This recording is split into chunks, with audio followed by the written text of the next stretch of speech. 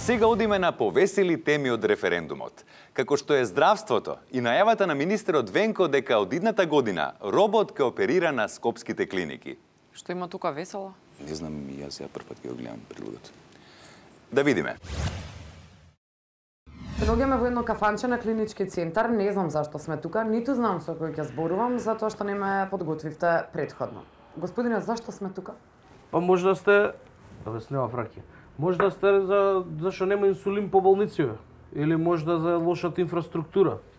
Или па не знам за докторите дека бегаат по Германија, кој знае. Не, тоа е друга тема на муабет. Мислам дека стануваше збор за некоја роботче што оперира. Да, опери, како не оперира.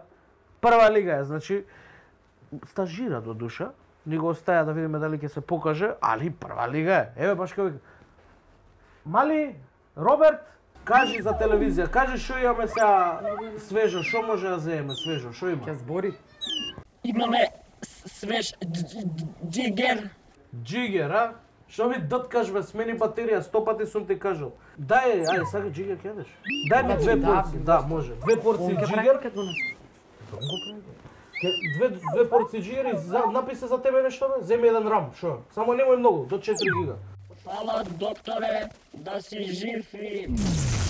И што?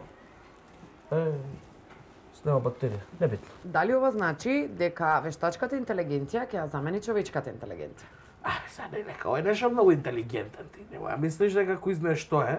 Мислам и овие од IT сектор нас ни кажаа дека лимитирани ни се оваа пратка, зашто ако ги пуштат на најако може да извадат бугарски пасош и да ги снема по Германија таму, по иностранство, како вика. Ви благодарам на мавет. Ништо. Студија?